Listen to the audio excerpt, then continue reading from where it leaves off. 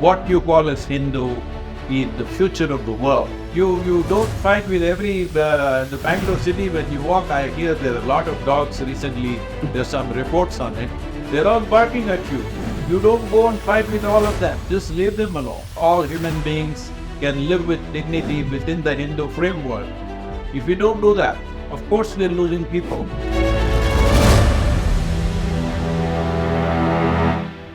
They've been talking about it for the last 800, 900 years. So what about it? They've been talking about dismantling Hindutva or Hinduism for the last nearly 1,000 years. We're still here. We must strengthen this. Don't worry about other people who want their good. We must strengthen this. We must make this attractive for people to take on. We must eliminate all the discriminations of caste and creed so that all human beings can live with dignity within the Hindu framework.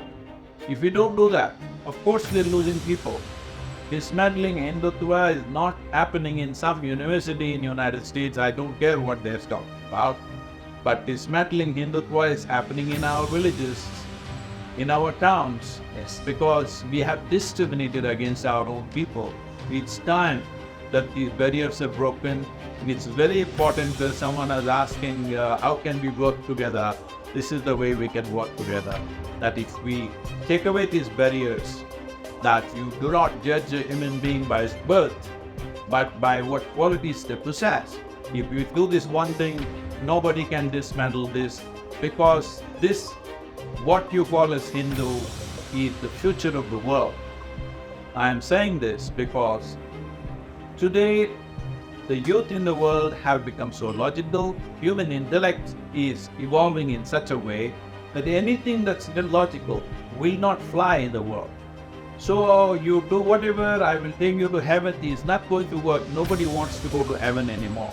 This is the only culture which has looked at the human mechanism with such profoundness that if you present it to the world properly, this will be the future of the world, because this is the only thing that appeals to an evolved intellect, because this is not a belief system. This is the science and technology of well-being. This is the science and technology of living and liberating oneself. So this is not of the past. I want everyone to always keep this in your mind, that Sanatana Dharma is not of the past. It's not a past tradition.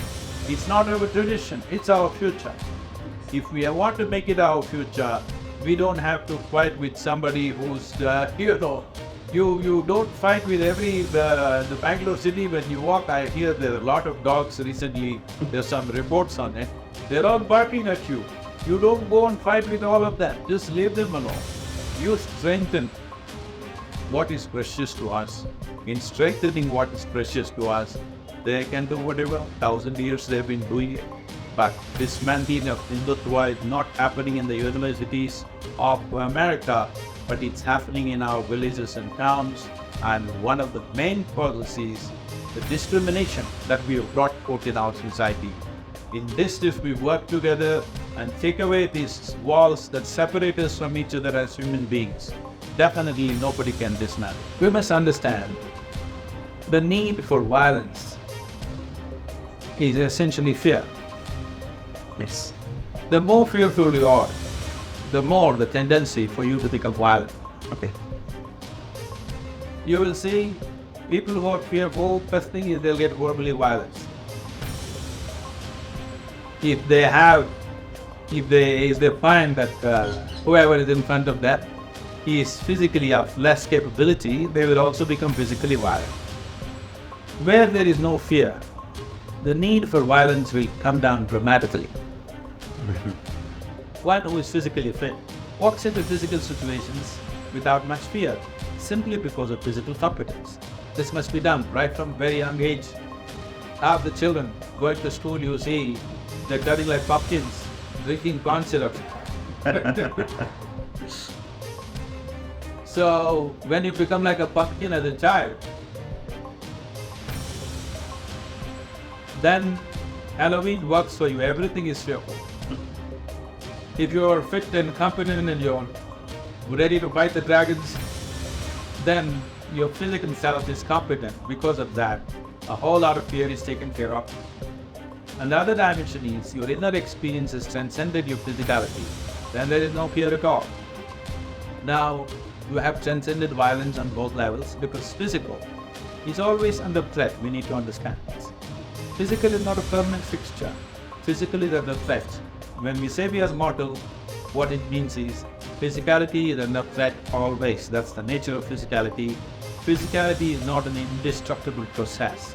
Physicality is a fragile process.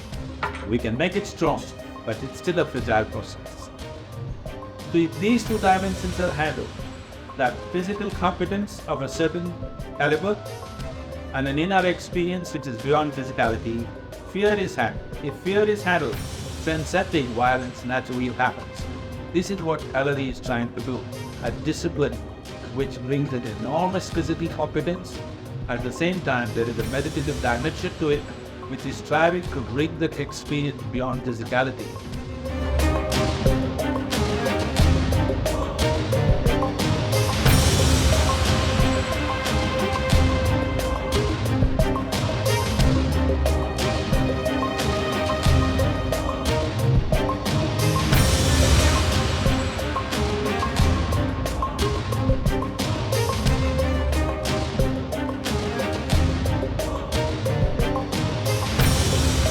It is not about spiting somebody, it is about bringing yourself to the ultimate possibility that you can bring your body and mind to, and then work on your spiritual process to transcend these two comes.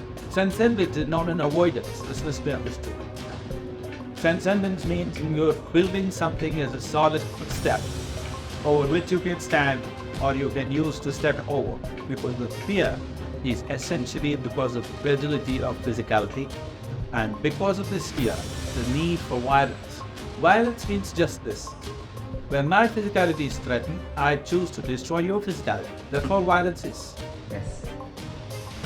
So if my physicality is not threatened, the need for destroying your physicality has considerably gone down.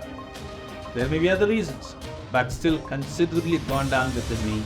If there is no threat to my physicality, the need to destroy your physicality or harm your physicality has gone down dramatically within myself.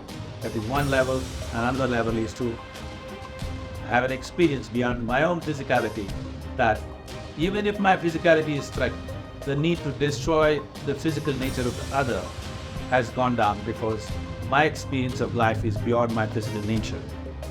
Hanuman is a Superman. A little bit of pain and fiction, the rest is Superman. He is Superman. Yes. His strength is his devotion. The devotion in his heart is so strong. Because of that, he stood out shining, because of his sheer devotion. So, even if you happen to be a monkey, if you are a devotee, you can transcend your monkeyness and become something phenomenal. That's the story of Hanuman. Exactly right. In the city of Bengaluru, in Karnataka, a Hindu shopkeeper named Mukesh was reportedly assaulted by a group of young individuals on Sunday, the 17th of March.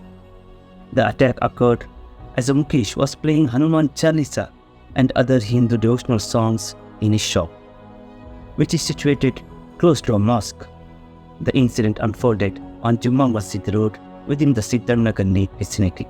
As per a report, the individual who was targeted operates a business called Vardhaman Telecom located in Siddanna Galli.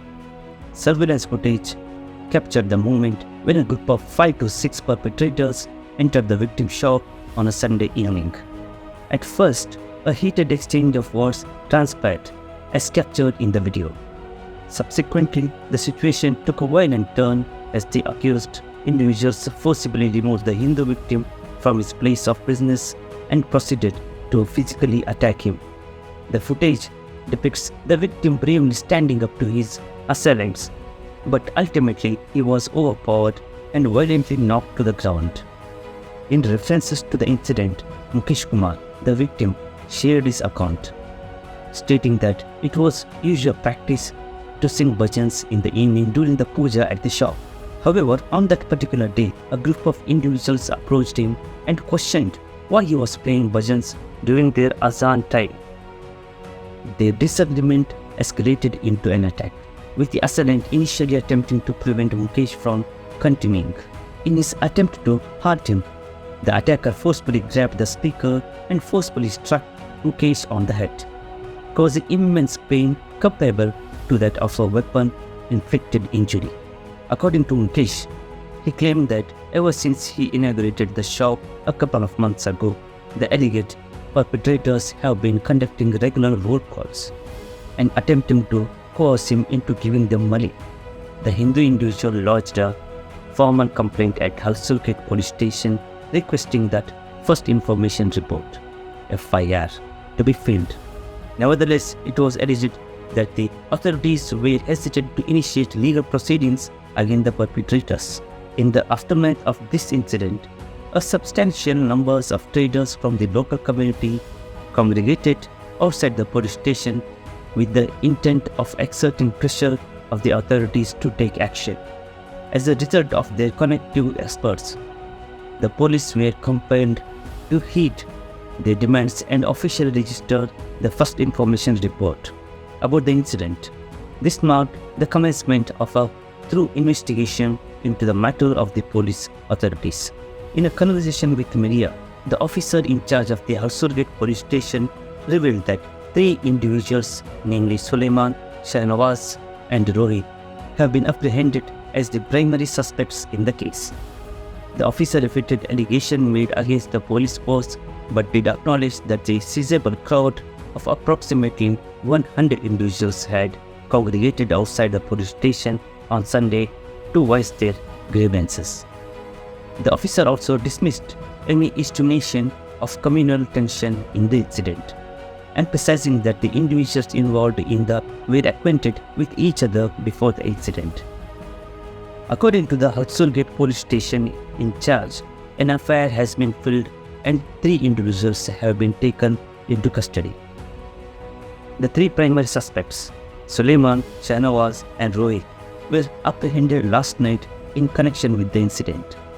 When questioned by media regarding to the perceived delay in filing the FIR in the case, the officer clarified that they had promptly registered the FIR, taken necessary actions, and even conducted through searches.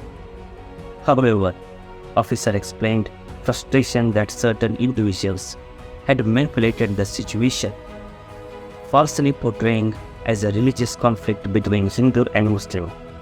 The officer informed us that approximately 100 individuals from the Nadapur and Kumbarpet neighborhoods arrived at the protest, causing disturbances from the both sides of the person filing the complaint and the individual being accused. The officer stated that an ongoing inquiry is being conducted to identify and apprehend the remaining accused individuals. Once the inquiry is complete, all those found to be involved will be taken into custody. For the viewers, this incident is a reminder of the importance of religious tolerance and respect for each other's beliefs. It is crucial to stand against any form of violence and discriminations based on religion. As a community, let's come together to support Mukesh and others who have faced a similar incident. We can raise awareness, educate others about the values of harmony and respect, and advocate for justice in such cases. If you want to know what is there inside the Isha homeschool, you just watch this video now. Share this video to spread the message.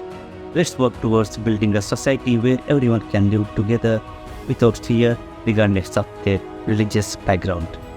Comment your valuable opinions in the comment box. Thanks for watching. Pranam.